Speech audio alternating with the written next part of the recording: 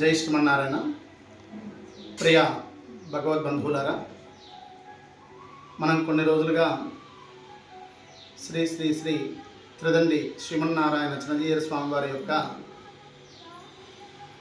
సమతా కుంభులో మాట్లాడినటువంటి మాటలను కొంతమంది పెడార్థాలు చూపించి వీడియోలు బాగా వైరల్ చేసేటువంటి వాటిని మనం గమనిస్తూ ఉన్నాం. చిన్నజీయర్ స్వామి వారు శ్రీ వైష్ణవ సాంప్రదాయానికి చెందినటువంటి మఠాధిపతులు. జీయర్ మఠానికి ఏదైనా ఒక సాంప్రదాయము ఉన్నది అని చెప్పేసి అంటే 18 పురాణాలు, అలానే 4 వేదాలలో చెప్పినటువంటి దాన్నే అనుసరించి ఎక్కువగా సాంప్రదాయాలు మనం చూస్తున్నాం.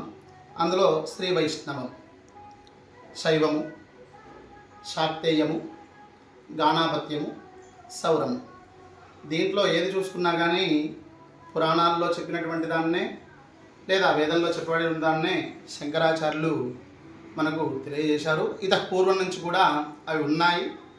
అలా ఉండేటువంటి దాంట్లోనే చిన్నజీయర్ స్వామి వారు శ్రీ వైష్ణవ సాంప్రదాయంలో మనకు మఠాధిపతులు.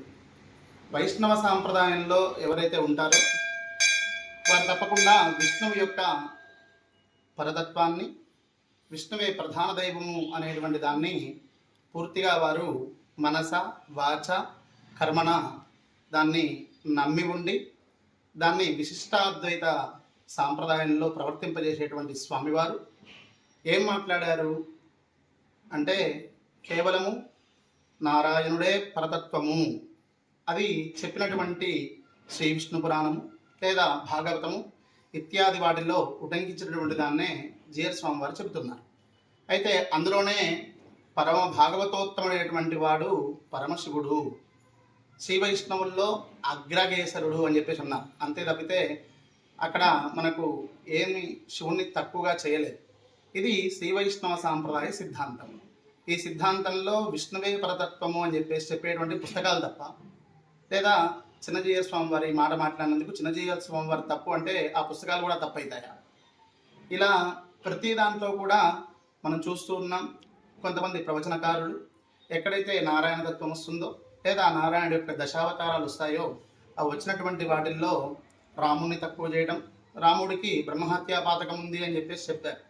లేదు లేదు ఎక్కడుందయ్యా అని చెప్పేసి అంటే పురాణాల్లో ఉంది అన్నారు.